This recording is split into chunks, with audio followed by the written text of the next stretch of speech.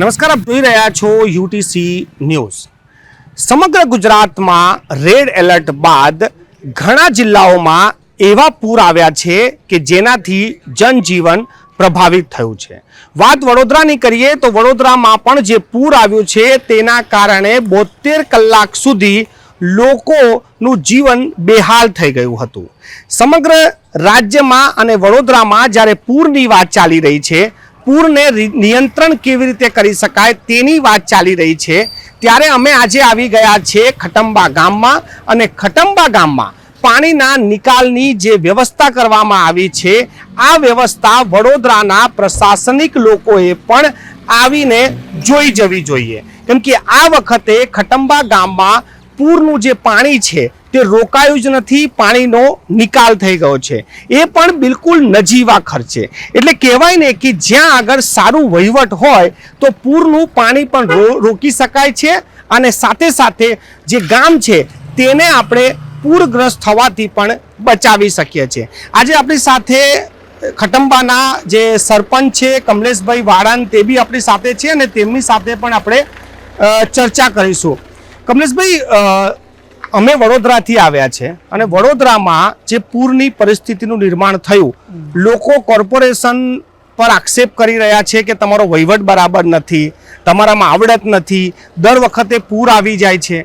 સાંભળ્યું છે કે તમારા ગામમાં આ વખતે પાણી તરત ઉતરી ગયા અને પૂરનું પાણી જ નથી આવ્યું। એ તમે કહો છો એ કોર્પોરેશનનો, વડોદરા કોર્પોરેશનનો વહીવટ બરોબર નથી, એ સાચી વાત છે, કારણ કે એ લોકોને કશું કામ જ નથી કરવું। કોર્પોરેશનના મેયર હોય, પછી કોર્પોરેટર હોય, એમને કશું કામ જ નથી કરવું, અને કામ કરવું હોય તો મારા જેવું એકદમ ચોખ્ખું ને ચટ થઈ જાત, કારણ કે પહેલાં જ વરસાદે મારું ટોપઅપ થઈ ગયું તળાવ, એટલે મેં એને તળાવમાં આવતું પાણી બંધ કરી દીધું, ડાયવર્ટ કરી દીધું બીજી બાજુ, અને એ બી નહીં જેવા ખર્ચમાં મેં ડાયવર્ટ કરી દીધું। અને ખટંબામાં બી જે મારા ગામની અંદર જે ડ્રેનેજ લાઈન જે બનાવી છે પાણીની, એ પાણીના એવા મેં ઢાંકણા બનાવ્યા કે પાણી આવે 10 જ 15 મિનિટની અંદર પાણી ખતમ થઈ જાય, અને મારા ગામના લોકો બી જાણે છે। કમલેશભાઈ, એ જ હું જોવા માંગુ છું, તમે મને બતાવી શકો છો કે આ જે ગામનો ગેટ છે અને આ જે તમારો માર્ગ છે, અત્યારે તો પાણી નથી, પરંતુ ચોમાસાના સમયે જ્યારે તમામ જગ્યાઓ પર પાણી હતા ત્યારે અહીંયા કેટલું પાણી ભરાયું અને પછી કેવી રીતે એ નીકળી ગયું? કે અહીંયા મેં જે દરેક જે બી ફળિયામાંથી પાણી નીકળે છે અને જ્યાં ભરાવ થયા ત્યાં આગળ મેં એક હોલવાળું ચેમ્બર બનાવ્યા છે, એની અંદરથી નીકળી અને મેન ગટરમાં પાણી જતા રહે, એ ચેમ્બરમાંથી ડાયરેક્ટ જ પાણી અંદર આવી જાય છે। જે રીતના કે આ રીતના જે આ હોલ છે, આ જે હોલ છે, પાણી અહીંથી આવે એટલે આ હોલમાં થઈ અને સીધું મેન ગટરમાં જતું રહે છે। તો આ જે આઈડિયા છે કમલેશભાઈ, આ કેવી રીતે આવી? કેમ કે તમારો કોઈ એવો વહીવટનો અનુભવ હતો કે પછી આ કેવી રીતે થયું? આ ગાયકવાડી શાસનમાં જે ખુલ્લી ગટરના જે આયોજન હતું, ગાયકવાડી શાસન વખત, અને વાડી વિસ્તારની અંદર, વાડી વિસ્તારમાં આ ટાઈપની ગટરો બનાવેલી, અને ત્યાં મેં ત્યાંનું નિરીક્ષણ કરેલું છે, અને ત્યાં હું એ જોયેલું છે કે ભાઈ આ રીતના પાણી વાડીમાં જ્યારે પાણી આવતું હતું ત્યારે અડધો કલાકની અંદર બધું પાણી એ ગટરમાં થઈને વહી જતું હતું। એ આઈડિયા લઈને મેં અહીંયા આગળ ગામમાં આઈડિયા લગાવી છે, અને હું આ ગામનો સરપંચ છું, એટલે મેં આ આઈડિયા અહીં લગાવી દીધી છે। પણ તમે 2.5 વર્ષ, જેમ તમે કહો છો 2.5 વર્ષની ટર્મ થઈ છે, આ વિચાર આવવો, એને ઇમ્પ્લિમેન્ટ કરવું, અને તમારા જે ગામના લોકો છે એમ હું જોઈ શકું છું કે પાણી બિલકુલ રોડની સાઈડમાં પણ નથી, આ એક સફળતાપૂર્વક તમે કામ કર્યું, તો આનો ખર્ચ પછી કેવી રીતે કાઢવામાં આવે? આ સ્વભંડોળમાંથી અમે આ ખર્ચ કરેલ છે। ખટંબા ગામના જે બી સોસાયટી છે કે જે ગામના જે વેરા હોય એની અંદરથી અમે આ સ્વભંડોળે ખટંબા પંચાયતે આ ખર્ચો કરેલ છે, કે નથી કોઈ ગવર્મેન્ટ આપ્યો, કે નહીં કોઈ જિલ્લા પંચાયત, કે નહીં તાલુકા પંચાયતે આપ્યો, આ સ્વભંડોળથી અમે આ કામ કરેલ છે। તો સર, બસ આ તમે જે ગામની જે આખી સર્વે કરાયો હશે કે પાણી ક્યાં ભરાય છે અને ક્યાં કેવી રીતે તેનો નિકાલ થાય, તો કોઈ એવી એક્સપર્ટ બોલાયા હતા કે પછી તમે જ ગામના લોકોએ જ બધું એક્સપર્ટ બનીને આ એક સફળતાપૂર્વક કામ કર્યું છે? હું હું આ મારા પ્રયત્ન પ્રમાણે મેં આ કામ કરેલું છે અને ગામ લોકોને મેં આ સમજાય કે આ રીતના આપણે આ કામ કરીએ. સભ્યો છે અને જે પંચાયતના જે મંત્રીમંડળ હોય એમને મેં એવું બેસાડીને કીધું કે ભાઈ આપણે આ રીતના કરીએ છીએ કે આ ટાઈપના ઢાંકણા નાખીએ તો જે બી ફળિયામાંથી પાણી આવે એ જ્યાં આગળ આવે ને ત્યાં આગળ એ ઢાંકણામાંથી ને બાયપાસ થતું રહે. તો આનો ખર્ચ કેટલો આવ્યો જેનાથી આ વખતે પાણી ના ભરાયું? આખા ગામમાં જે મેં 45 મીટર 145 મીટર એ જે મેં કામ ગટર લાઈનનું કરાયું છે તે 5 લાખ રૂપિયા ખર્ચો આવ્યો છે.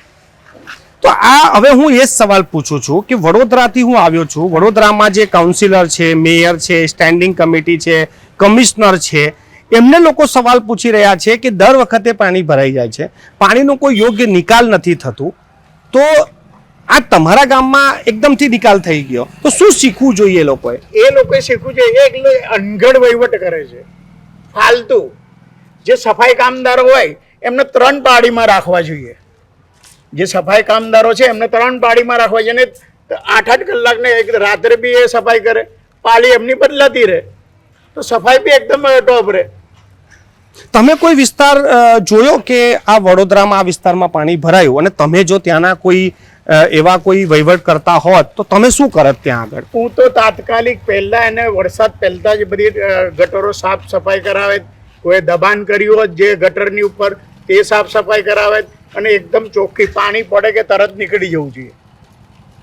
કમલેશભાઈ, વસ્તુ એવી છે કે તમે તો માનો કે સ્વભંડોળમાંથી આ કર્યું છે, પણ વડોદરા કોર્પોરેશન પાસે તો 5,000 કરોડ રૂપિયાનું બજેટ છે.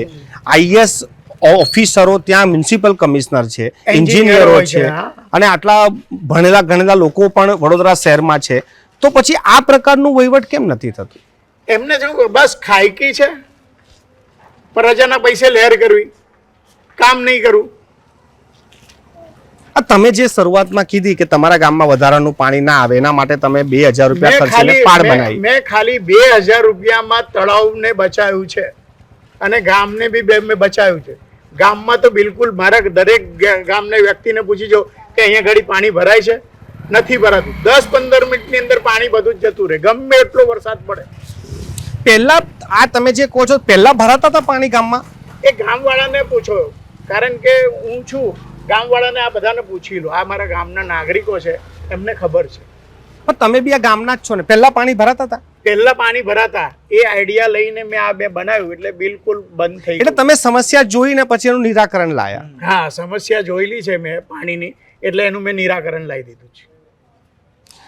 આપ જોઈ શકો છો કે આ ખટંબા ગામ છે અને અહીંના સરપંચ છે કમલેશભાઈ. આજે અમે લોકો વડોદરાથી અહીંયા એટલા માટે આવ્યા છે કે વડોદરામાં જે સમસ્યાઓ છે એના નિકાલની કોઈ વ્યવસ્થા નથી, પરંતુ અહીંયા 2.5 વર્ષના માત્ર શાસનમાં જે સમસ્યા હતી એને દૂર પણ કરી દેવામાં આવી છે. અને ગુજરાતીમાં એક કહેવત છે કે પૂર પહેલાં પાળ બાંધવી. આ ખટંબા ગામમાં એ કહેવતને પણ સાર્થક કરી છે કે જુલાઈ મહિનામાં જ્યારે પાણી ભરાયું અને જ્યારે વધુ વરસાદ પડ્યો ત્યારે લાગ્યું કે આ તળાવ ભરાઈ શકે છે, તો પૂર પહેલાં જ કમલેશભાઈએ ત્યાં પાળ પણ બાંધી દીધી. આજે આ એક નાનકડા ગામના સરપંચના વહીવટને લઈને વડોદરાના વહીવટકર્તાઓએ પણ આનાથી જરૂરથી શીખવું જોઈએ કે આપણા નગરનું આયોજન કઈ રીતે કરવામાં આવે.